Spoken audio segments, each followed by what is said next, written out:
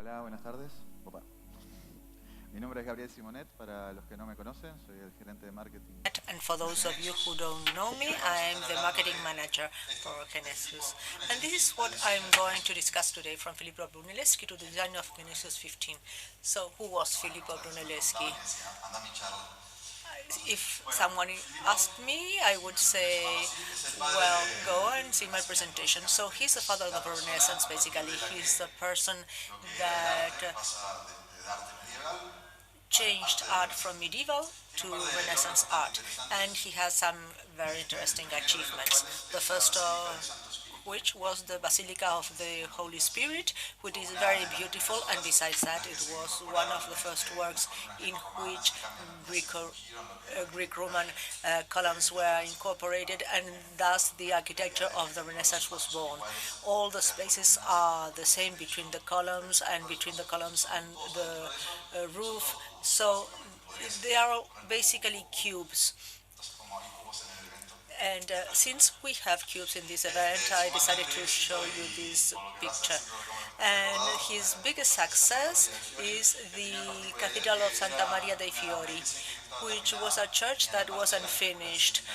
The dome couldn't be finished because the technology of the time was not ready. I can't imagine how they got to this situation. They had a dome that couldn't be finished, but Filippo said, well, I can do it. So he saw the future, he dreamt, he took one of his friends, and they decided to dream together. That was Donatello, the other great artist. And they went to Rome to study all of the Roman buildings and measure them. They took as many measurements as possible, and when he arrived, he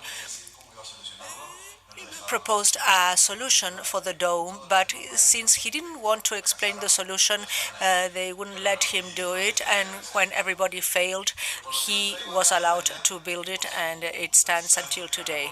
And the third big contribution is the one that changed the art of Renaissance, and it is the linear perspective. He is the one who discovered, because there's nothing like this in nature, he had to formalize it, the linear perspective around 1400. And he was recognized by these contemporary artists, by the one who changed the art in his time. And he made an experiment which was quite strange. I can't imagine how he thought of it. He was in front of a chapel which he painted with the perspectives he imagined. So he turned the picture and put a mirror inside, and then tried to align the painting with the chapel, and he showed that a tridimensional object could be represented in a linear plane. And I don't know how he got this good mirror at the time, but this was his experiment. Why do I show him now? Because one day, Brevangonda came to me and asked me, do you know Filippo Brunelleschi? Fortunately, my father is a civil engineer, and he's a fan of history, so I knew he was the one who had invented perspective. And when I said yes, well, Breogán asked me, do you know what linear perspective and GeneXus have in common? And well, I couldn't know what the answer was. I had no answer for him, but had a cube that fell and broke. So we're going to imagine that this is a cube. What Breogán told me was, when you have an object in space and you want to model it, you cannot see all of the sides at the same time. You can only see one fraction of the object. So if you really want to model it, you have to take various perspectives, and then you are able to reconstruct the object. That I understood, and he told me then, this is how GeneXus works. We have various views, and then we build the final model. When we develop a software, we don't know what we are going to face. We don't see the project as a whole, and we see only parts because no one has all the information about the subject. For example, a company may need an invoice or needs to handle different kinds of users with different levels of security, or have people working on the street in sales with mobile devices in which they will enter orders, or maybe the company has warehouses or more than one branch and vehicles that transport goods from one place to the other, or a fleet of vehicles, and with the software you want to have all this information together. And if you want to achieve this, you need to study the requirements, but this can be very time consuming and no one has all the information, and when you finish it, it can be obsolete or have some mistake. And someone told me, well, Obregon told me, there's a better way of doing it. Instead of worrying about the whole, you have to worry about the things you can manage. You have a branch, you have an invoice, start modeling all this. And you need something that will bring all of the pieces together and will allow you also to create new functionalities, add new platforms as needed, make it grow organically as you get the information until you complete the model of the application or the software you need. This is how GeneXus works, he said. And this is a new icon of the KB. For those of you who don't know it because you didn't download the beta, this is the icon of the KB.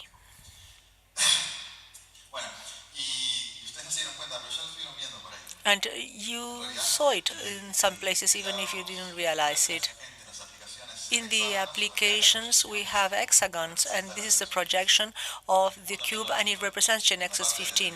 And you have also seen the cube in the Dream Now. It's the planes that you have to launch now in order to produce answers later. And here we have another example of the cube, and the cube also of Dream Big, which is composed by small little cubes that make the whole. And there's integration too. Here's the integration, which is Dream Digital. And this is the simplified version. Maybe you've seen it in simplified change in the video that has been shown a couple of times. So this is the end or the final point of our job that took work that took us a long time, and started with that dream. We had all these applications that we had not been able to incorporate in GeneXus in one way or another, and so we said, what do we have to do? How do we dream? We need to see what is the default of the apps that we generate with GeneXus, and also we need to improve the user's experience and the modeling of the applications inside GeneXus. But marketing by itself cannot do it, although we have excellent designers that are over there and are attending the presentation of their boss and read when they say I joke. But we have teamwork. Here we have some of the people who participated in the creation of this new version and the design. I don't see Mariel and Federico Beltran in this photo because I didn't have their photo, so I couldn't put it, but I'm mentioning them anyway.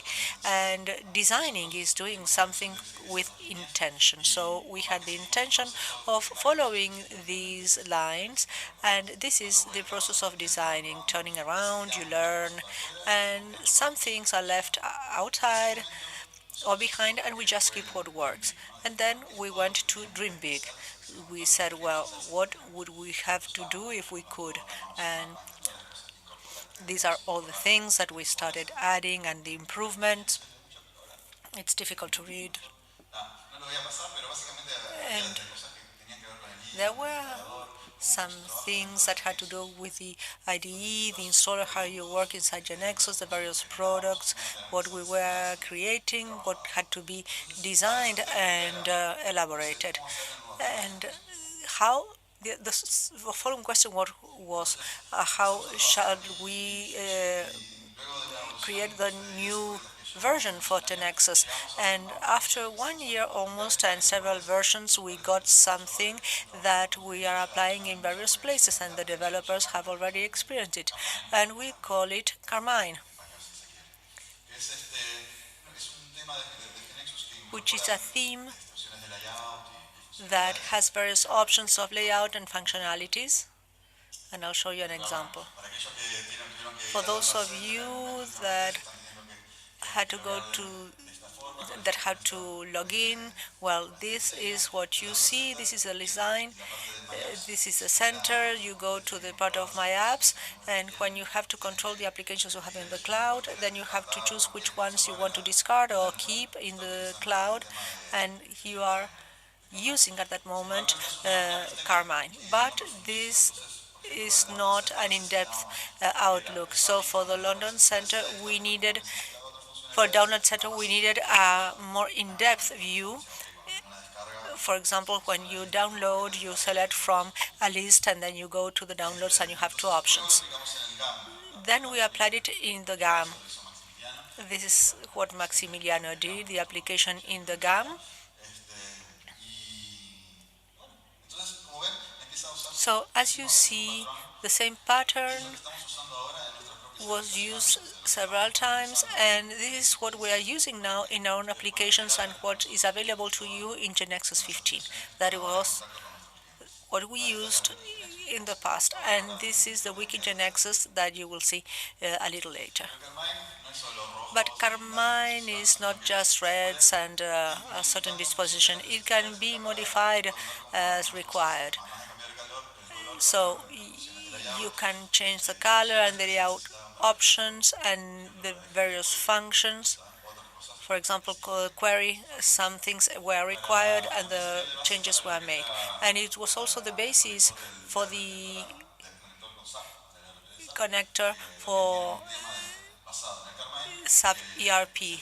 It also has a team based in the Carmine with different colors, and basically, however, it's the same model that has been adjusted. Then we made an SDK for Mercado Libre, also based on Carmine, but with other options. And I don't know if you are aware of this, but I'll tell you something. A couple of months ago, we launched the online sales system of GeneXus for startups and software, and soon for students. And for the time being, it's a pilot project for Uruguay, and this purchase program is also internet-based. With regard to the clients, we finally arrived to a product with which we were satisfied, and in parallel, we are also trying to reply to the question, how can we improve the user experience of the ID? Gaston told me, don't forget the icons. I thought, well, we have to have icons for Mariel. So I said, Mariel, we need some icons. And Mariel said, fine, let's make some icons. So they were coming and goings, and we discussed whether they represented a certain transaction, or I said we don't know the colors, etc. But at a certain point, things stabilized, and we were told, Ana Berta has just enlarged the list of icons. And I said, Mariel, we need new icons, some more icons, and then update. And Mariel, again, we need more icons because the list continues growing. No one knew how many icons there were in GeneXus, and this process continued on and on. And in fact, there are many things that Mariel has been doing, and you see here how many icons we have, but all those that were designed are not here yet. They will appear in the next upgrade. At a certain point, Mariel said help, but beyond the iconography, we started working in various in the different parts of the idea of GeneXus. There were certain things that needed to be changed, like the start page. which is what the users see when they get to GeneXus IDE and they start learning and downloading, etc. And we went bit by bit. The design was a bit like us. We were improving bit by bit. So this is the properties panel. One of the objectives was that it was readable. If you looked at the panel in the past, it was difficult to read. But now with basic things, with different kind of typographies and spaces and adjusting the colors, it has improved. And then with regard to the data providers and the preferences of the KB, we also made improvements in order to achieve this new interface of the ID. One of the things that we also improved, because sometimes you improve and then you are missing a detail, we decided that we also had to improve the editor. This is the change. We thought that it didn't look very well, so we gave it to our expert who made this proposal. And each one of these small things that we changed had a significant impact on the impact of the on the aspect of the ID, like the live editing, like touching the application without the need of regenerating, have increased the productivity of GeneXus and also improved the user's experience. As I said,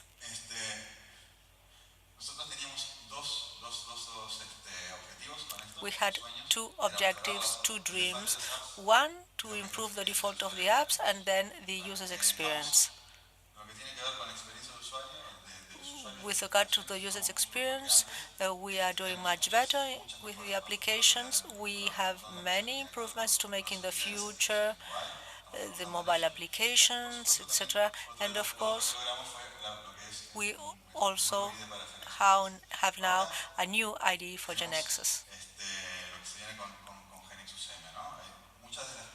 With GeneXus M, some of the things that we presented for the IDE for GeneXus 15 could not be implemented because there were some controls by third parties that could not be modified. But now with the technology we are using to produce the new IDE, as from GeneXus M, as Nicolas Godal said the other day, we won't have this limitation, so we will be able to go further in the user's experience. So this is the message I wanted to convey. I'll be happy to answer questions if you wish.